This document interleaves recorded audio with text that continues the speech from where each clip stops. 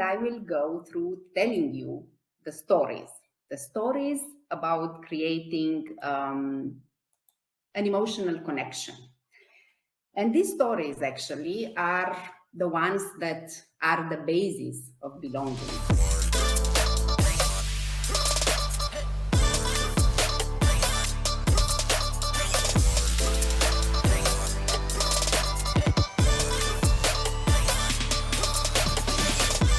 And I will actually start with my own story of belonging. It happened about 10 years ago. I was working as HR manager in the Grundfos sales company in Romania. I was living in Bucharest together with my 4-year-old son. And I was, of course, very keen to advance in my career. That year was a very special year because that year Grundfos organized for the first time in the history of the company a global HR meeting, a global in which all our HR colleagues around the world were invited. And of course, I attended to it. The meeting was in Portugal and it was a great meeting.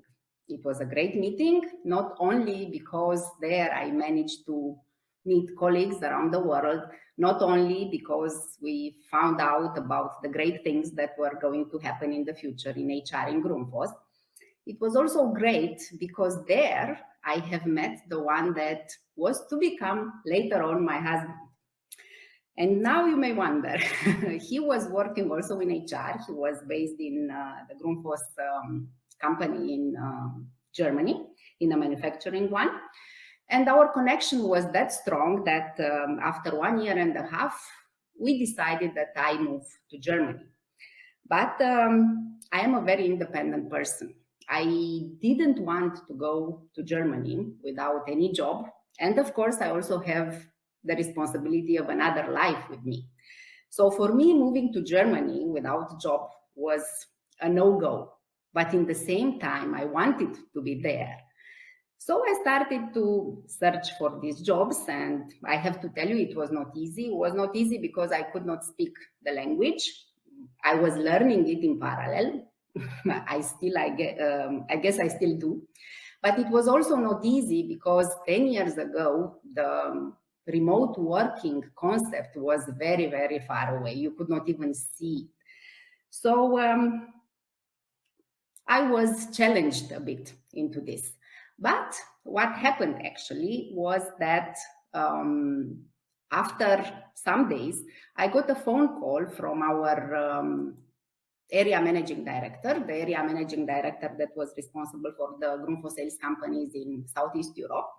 And he was telling me that the HR manager, my manager those times, was leaving the company, and he was asking me if I would like to take the job. Well, of course I wanted to have that job, especially because first time when that job appeared, I could not apply for it as my son was very small and I could not take all the business trips that were needed. Then, now I had the second chance of moving to this position, but again, my personal plans were conflicting. So I decided actually to be very open and told the director, you know how much I would like to be part of this company in the future as well. You know how much I would like to have this job and how much I was supporting my former manager into this, but you also know that I want to move to Germany. And I paused. After some seconds, he replied to me, Adela, look, I know that you want to move to Germany, but to be honest with you, as long as the job is done, you are available to travel every time is needed. For me, it really does not matter if you are in Bucharest or in Germany, because you are not next to me in Budapest anyhow. So I took the job and I moved to Germany. And that was the moment that on the one hand, changed my life, but on the other hand, created in me an emotional connection, created in me the feeling that I belong to this company. So what is belonging? How do we make our employees feel connected as a real part of our organization? How do we trigger as leader, as HRBPs, this feeling in their hearts, in their minds? And today, actually, I would like to talk to you about creating an emotional connection, about making people know they are part of the organization. And I will talk about very simple and practical things that we can do to create this emotional connection. And to put these stories in a context, let me tell you some facts about Grundfos. Grundfos was founded in 1945 in Denmark by Paul Jensen and remained until today a family-owned company. It is active in 90 plus countries around the world, where more than 19,000 colleagues are contributed to a better world. We produce 16 million pumps a year, which is making us the leading pump manufacturer in the world. And our products and solutions touch the lives of over a billion of people every day, without most of them even knowing that we exist. The care for the environment and for the people are deeply rooted in this company. And in the chat, I put a link to a video that, if you are interested, tells much more about the way in which we would like to carry on with our business, making actually a better world. In my role, I am responsible for the Service and Solutions organization as a global HR business partner. In our organization, we have around 8,000 employees, 8,000 employees that, together with around 550 service partner companies, are servicing our products in different applications, mainly water-based, but also in different specific applications in industry as well. And of course, they are working all over the globe, being spread on 12 time zones. We have also an ambition, and you can see here that our ambition is not only related to how to bring customer satisfaction or profitability, is also about making good for the environment, but also about keeping people motivated and engaged. This ambition is carried out by our people leaders. We have 83 people leaders only that every day are doing the best they can and the best there is for bringing this organization to where we would like to be and where it is, but even better. So in my role, I can consider myself lucky to work with these leaders that understand that without belonging, no extraordinary performance can be achieved. I am also lucky to be responsible for service, because in service, you need to be very grounded. You need to see the practicalities and the challenges of life. So our leaders have a natural talent, if I may say so, in translating very complex strategies in very simple words. So our employees understand, each of them, how they contribute, how they are part of something bigger. Moving forward, I would like to tell you something about some challenges that we had in the last 2 years, and I would like to present you the Service Success Stories program. In the last 2 years, we also went through many challenges. One of them was related to the fact that maybe the biggest organizational change in the history of the company happened. And this happened in the same time with the pandemic. We reinvented the ways we work, the ways we manage and lead people, the way we collaborate. So it was more than ever needed to do something that creates an even bigger sense of belonging, connecting people to the organization, making them understand that we continue to have the same focus on them. Something that is very simple, but very impactful. So today, I would like to share one idea that came to life also by realizing the opportunity of using these new ways of working remote to reach a large number of people. It is about the recognition program called Service Success Stories that is intended to show appreciation to specific colleagues for extraordinary achievements. And we started with first things first. we created an email group. That email group contains all our employees, around 1,000 around the world. We created the program presentation with the benefits of it and with the budget. And I have to tell you that at least the last element was very convincing because the budget was zero. And we presented to all our leaders. It was quite easy actually to get them in the boat because the leaders' involvement is crucial in this program. Because without the leaders' involvement, we cannot implement it.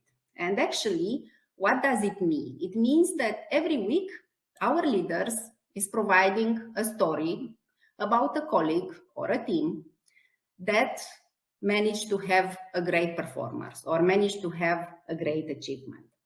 And this story, it is first sent by direct email to all our 1,000 people, and it is also posted then on the Yammer group of 19,000 people. You may wonder why we have chosen these communication channels when, especially in the corporate world nowadays, there are a lot of fancy communication platforms that can be used. And the answer is very simple. We decided to choose the email because this is the best communication channel for our targeted audience. Our service technicians, our service employees, mainly frontline, they normally do not check other communication platforms, but for sure they check their emails. And for sure they also receive on the email when there is a comment on Yammer related to a post in which they are tagged in. So this is the reason why we choose this old-fashioned, you may call it, way to communicate about our stories. So what do? We tell real-life stories where our employees had to cope with difficult circumstances, but managed to be successful towards our customers, local communities, internal colleagues, or environment, displaying an outstanding accountability, collaboration, and expertise. And we do this because the service people are not so visible in a company. They are the ones that always work backstage. They are the ones that making sure that everything runs, but nobody sees them. They are, how we like to call them, our hidden heroes that stand behind the water that flows clean and with pressure when we open the tap. These are the guys making sure that we have pumps working that keep us warm in the winter and cold in the summer, keep us safe from fire in firefighting applications or away from dangerous substances in different industries. So these are our heroes that we decide to bring on stage. We show pictures, we show achievements, we show their names, and we thank them. Do you want to see some of them? Here they are, bringing their expertise and dedication in complex situations, in difficult environments, on short deadlines and emergency situations to keep people comfort and safety. They are our frontline service technicians and back office support, simple people making a great job.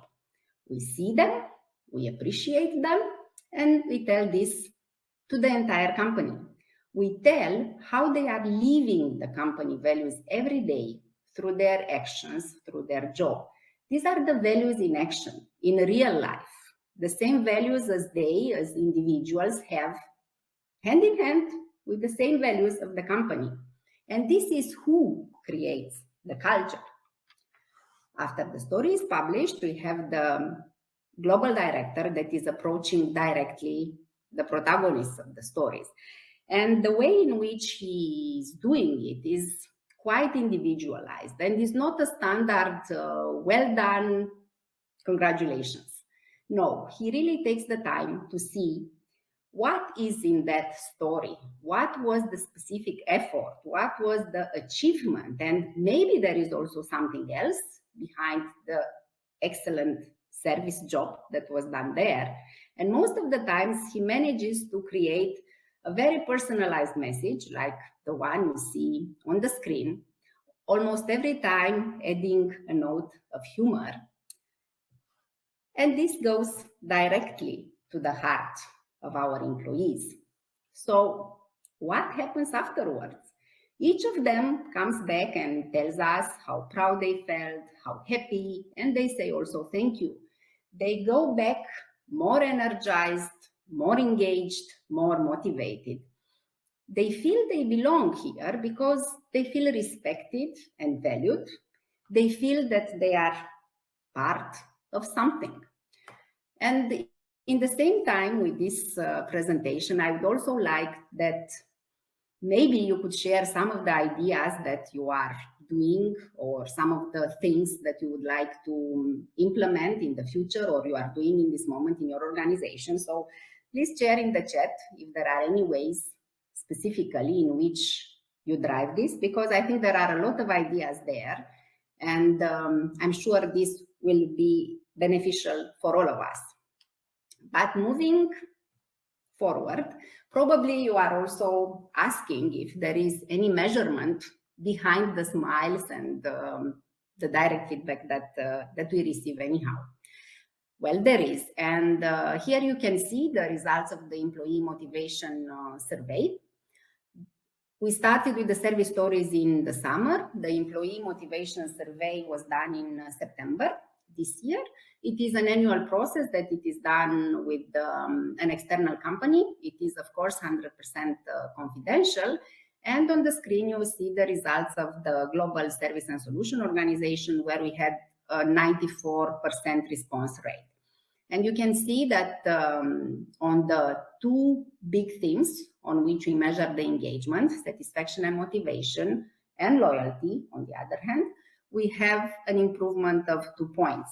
When you move down into the engagement drivers, you can see that all of them are on trend going up. And the biggest improvement is, of course, in the immediate leader, where we have +3, the score moving up. So you can see here that everywhere where we have green, it is considered high motivation. Wherever is gray, it is medium motivation, and red, of course, it's something that we do not want to see. So, as you can see here, we have a lot of green in our slides. And for sure, this was also the result of the focus that we decided to give, especially this year, on recognizing our people. Recognizing our people on the one hand, but on the other hand, making them understand through the actions, through the words, how they can contribute, how they are part of something bigger. And sometimes these very simple things like showing appreciation, care, listening, supporting are forgotten. But when we focus on them, we can achieve big.